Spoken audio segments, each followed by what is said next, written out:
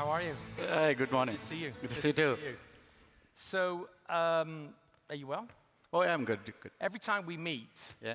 we have a chat about technology for 5 minutes. Yeah. But we talk pretty much about cricket for Absolutely. 55 minutes. Now, I hear, because I've been in the US for quite a while now, I hear there's been a test series in the UK. Okay. I don't know, what happened? I flew in 30 hours yesterday, and I was looking at something which will motivate me in the morning. But you found a great way to do that. Yeah, I know that we are down 3-1 against England in the series, but remember, a year back when England was in India, we demolished them 4-0. Yeah. That is, ladies and gentlemen, called one-upmanship. If ever there was an example of it. It's very true, you did. So you've been busy. Hey, why don't you share with this audience, you have many verticals that you're focused on.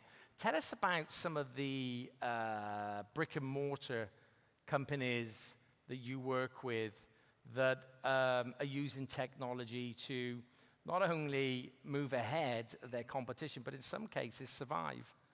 Yep. Actually, before I get into the specific case study, I just want to relate a very interesting conversation that I had. I was at a TEDx event about a month back, and I'm saying this because it relates very well to the theme of airports we spoke about in terms of efficiency today and innovation. So there were multiple speakers from all walks of life, a doctor, engineer, a movie maker, a creative director, and there was the CEO of Bangalore International Airport. So Bangalore International Airport, for those of you who are not aware, is the third largest airport in India, caters to approximately 25 million passengers in a year. And his talk for that day was about innovation in airports, and the concept was your face is your boarding pass. Essentially, they were clubbing convenience, comfort, and safety of passengers and making your boarding pass the single source of truth. Yeah. I was thinking it is a far-fetched idea, but he said it will be a reality in next 4 to 6 months.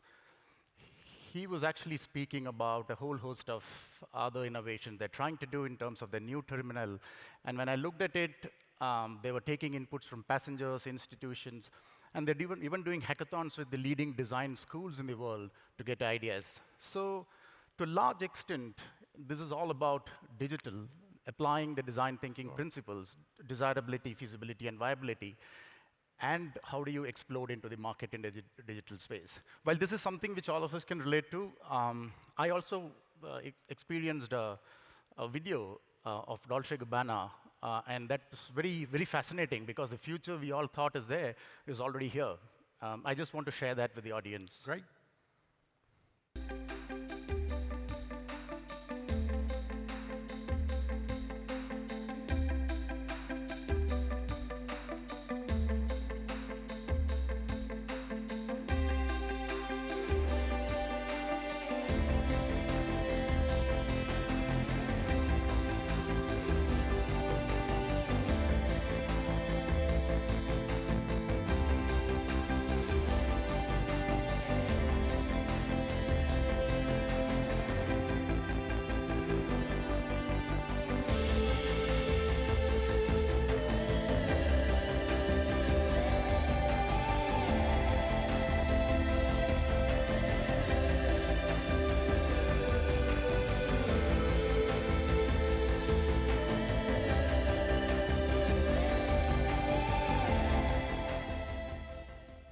That is very impressive. Yeah. Were they showing off those handbags or stealing them? I'm not sure. I mean, it can be used in many ways. Maybe you should be out there. We'll try to get you an invite into the show next time. That's right. So, what's your advice to companies? To this audience, how should they prepare for this disruption, Gopi? I think, someone told me that the speed of change is the fastest we have ever seen. It'll be the slowest we'll ever see. And it is the same for disruptions too. which means that essentially a small percentage of the technology companies in the world are actually driving futuristic business models for larger corporations to adopt.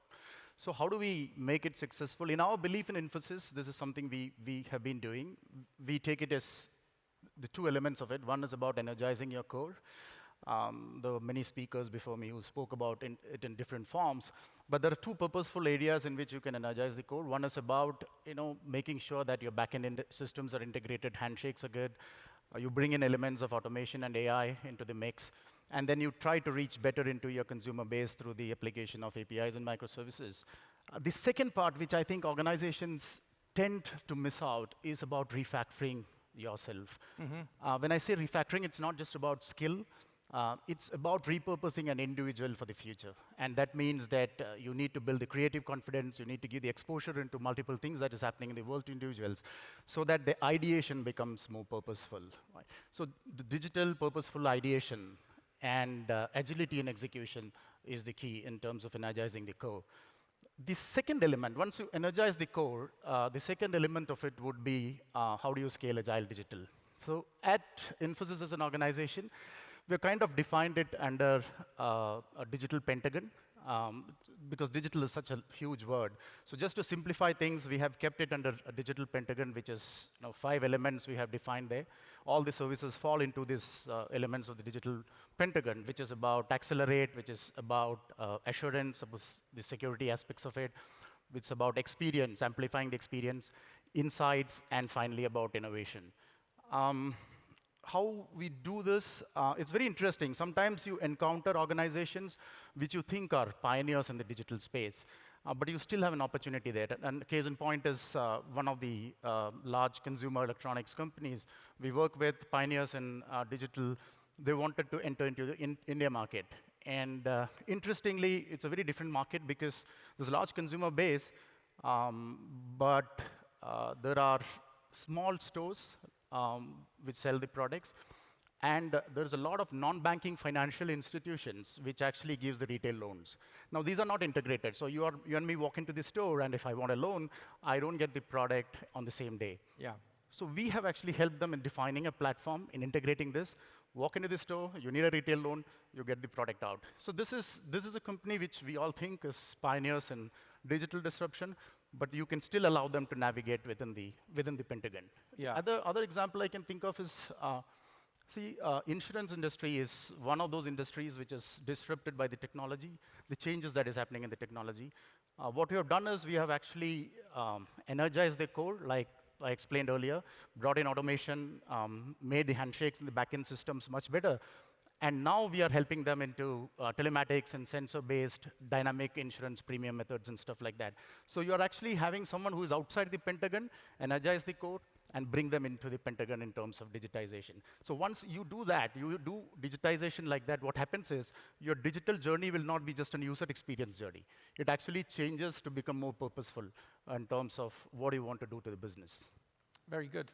And I think there was a video that we were going to show now. Yeah, so this is a joint a client for Infosys and TIBCO. So this is a classic example of energizing the core for ABN AMRO. What we have done here is, this is on the compliance and the non-financial risk area of the bank. Essentially, a lot of disparate systems. For a compliance officer, for example, there is an attempted fraud or there is an insider trading that is happening and a request comes to the compliance officer in terms of giving advice. The traditional way is to go to multiple places and find out historical data, patterns, and what is the advice to give.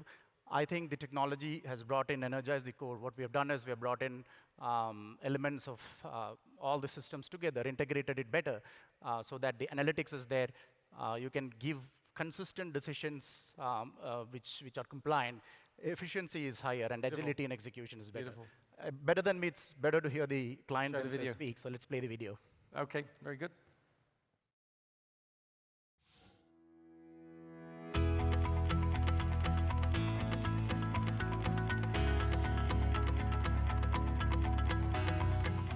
ABN AMRO is a primarily Dutch bank with a small international part, mostly focused at retail, private and corporate banking clients. With this program, we try to tackle the fact that we have multiple second-line parties like compliance, legal, operational risk management, whose knowledge workers have kind of similar work, but they do that differently, resulting in different outcomes, and we want to help them and do their work more efficient and effectively. Our business had an issue with consistency across their processes and outcomes. So for that, we went to search for a partner and a product to optimize and harmonize those processes. The main thing we were trying to achieve was flexibility and making sure we could onboard as many applications as we would like. We chose Infosys as a partner because they have a proven track record in TIBCO. They have delivered us good, skilled resources. They have supported us on operational, tactical, and strategic level. And they also showed that they could really be a partner with a mindset to create long-term value. Because we have one platform where we manage the data in much the same way, we're now able to harmonize on the processes as well as harmonize on the outcomes of those processes. We set up a basis on which we could develop further. So we quite quickly implemented one application, but because the basics were right, we can easily onboard more applications. That reuse of the things we already built.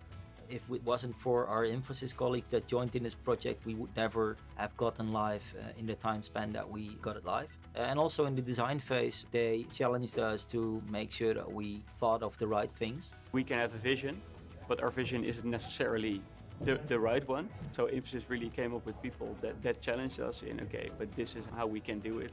I'm a very happy client. We've run a very successful program in which they have acted really as partners with a long-term mindset instead of going for short-term gains, really thinking along with us and delivering capabilities and skills that we need.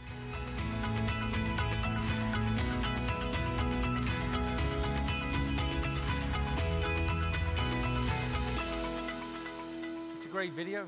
That's a great video. How would you say, I don't want to keep you too much longer, but how would you say the TIBCO Infosys relationship is, excuse me, driving that core? I think this is a partnership which has been there for more than 18 years. Yeah. And I used to remember the time when we used to develop adapters with TIBCO. You know, this is history. And this is one of the partnerships which I treasure a lot because one is about the content and the knowledge and what you're doing in the market, and second is about the relationship that you carry over a long period of time. I think the current trends, is, as you said, is primarily driving towards energizing the core, and a lot of this is about how do you bring in the efficiencies in the backend systems, how do you bring in automation, AI, how do you bring in changes in the BPM space, remove the redundancy in processes, and so on and so forth. And the second part is obviously elevating it to a better reach into the consumer space. In fact, we are working very significantly with you in the API side.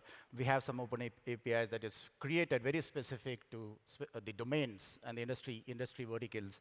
And some of these are in the showcases out there. So I think the future of the partnership is definitely aiming towards energizing the core and then taking a step level into how organizations can be enabled to the digital journey.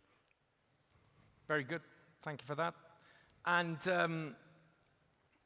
what do you think companies should do to enable themselves for the future? What's next?